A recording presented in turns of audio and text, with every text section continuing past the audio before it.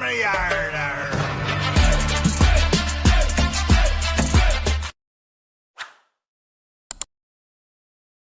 नमस्कार दोस्तों, मैं आपका दोस्त ब्रजमोहन सिंह आपका अपने पैटर्न ऑफ द वीक में आपका स्वागत करता हूं।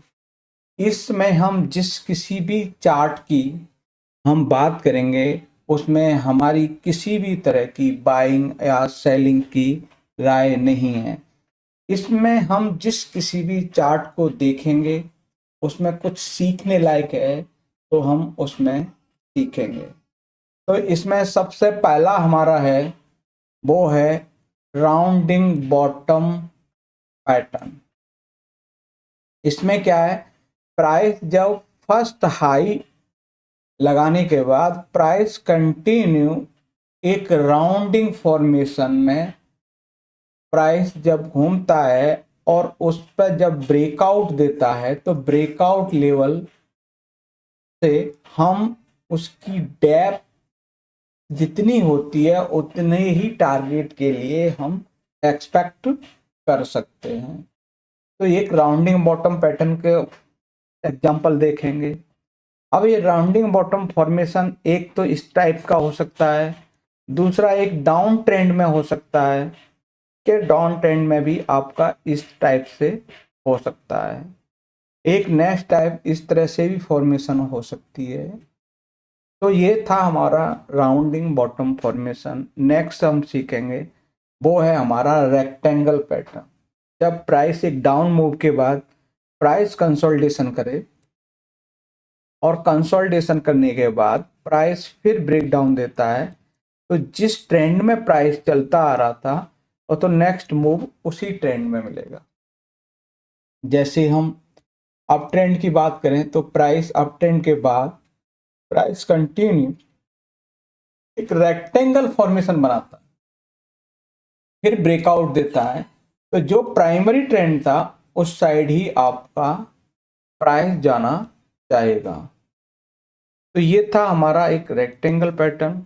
दूसरा है डबल बॉटम। इस डबल बॉटम में क्या है कि प्राइस पहले लो बनाने के बाद में एक बॉटम बना देगा, फिर प्राइस दूसरे पीक से गिर के जब दूसरा बॉटम बनाता है तो प्राइस जब इसको ब्रेक करता है नेक लाइन को, तब हमारा डबल बॉटम कंफर्म होता है और प्राइस फिर यहाँ से रिवर्सल फॉर्मेशन कर सकता है। जैसा कि यहाँ आपने देख लिया, प्राइस यहाँ से नीचे गया और प्राइस ने इस नेक लाइन को ब्रेक किया और प्राइस फिर इस हाई तक जाना चाहिए। तो ये था डबल बॉटम पैटर्न। और नेक्स्ट हम देखेंगे वो है हमारा रेक्टेंगल पैटर्न और सिमेट्रिकल ट्रायंगल पैटर्न। तो हमारे इस वीक में हमने इस टाइप के जो पैटर्न देखे उनके हम रियल एग्जांपल देखेंगे जो अभी मार्केट में बने हैं। हम बात करें तो ये है हमारा बुलिश पीनट। तो बुलिश पीनट के हिसाब से हमारी प्राइस इसने ब्रेकआउट दे दिया, ये यहाँ पे ब्रेकआउट मिल गया, तो इस एसएल के हिसाब से प्राइस ये और फिर यहाँ से पूरी डेप्थ मिला के प्राइस इस लेवल के आसपास टारगेट दे सकता है। या फिर हम यहाँ पर फिबोनाची का हम यूज करते हैं, तो फिबोनाची के हिसाब से हमें नेक्स्ट टारगेट आपको देखने को मिल सकता है। तो हमारा नेक्स्ट टारगेट आपका ये और ये देखने को मिल सकता है। एज पर फिबोनाची एक्सटेंशन से हम इसके नेक्स्ट जो टारगेट हैं वो निकाल सकते हैं। या फिर हम इस रेंज के हिसाब से हम प्राइस को यहाँ से ये वाली रेंज है ना, इसको इसकी ब्रेकआउट लेवल पर रखकर हम नेक्स्ट टारगेट अपना ये है यहाँ तक हम निकाल सकते हैं। एज प्रीवियस जो पीनट में है ना, जो मूव दे के आया है उस तक हम रेंज एक्सटेंड हम मान सकते हैं। तो नेक्स्ट रहेगा हमारे पास में वो है रेक्टेंगल पैटर्न जो अशोका बिल्डकॉन में है। जैसे कहा कि प्राइस कंटिन्यू आके हम इस जगह प्राइस क्या करे, कंसोलिडेशन करने लगे। जब कंसोलिडेशन करके जब इस रेंज को अपसाइड निकाले तो प्राइस फिर अपसाइड जाना चाहिए। नेक्स्ट चार्ट है हमारा, वो है मैक्स हेल्थ केयर का। उसमें भी हमारा रेक्टेंगल पैटर्न बना है।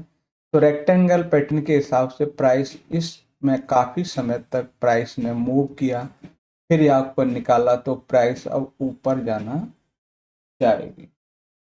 नेक्स्ट में हम और देखेंगे वो है लार्सन टूब्रो। एलएनटी में हमारा है ना रेक्टेंगल फॉर्मेशन बना है, और रेक्टेंगल फॉर्मेशन के हिसाब से इसने अभी इसके ऊपर क्लोजिंग नहीं आई, जब इसके ऊपर क्लोजिंग आएगी प्राइस फिर अपसाइड जाना चाहेगी। अगला हमारे पास में है वो है हमारा लूमैक्स ऑटो। ये भी हायर क्लोज है, प्राइस इसके ऊपर आएगा तब प्राइस है ना रेक्टेंगल फॉर्मेशन के हिसाब से प्राइस ऊपर जाना चाहिए।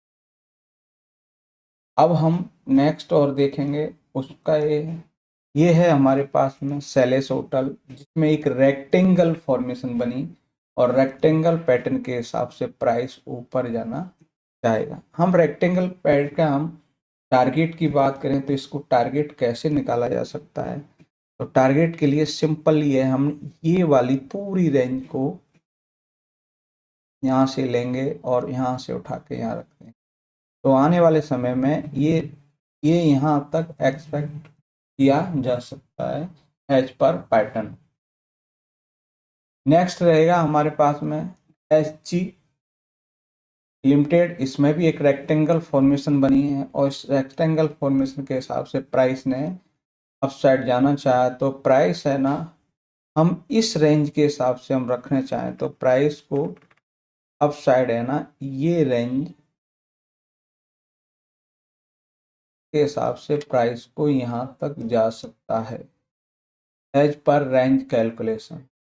तो प्राइस ये भी अच्छे एक मूव के लिए रेडी हो चुका है।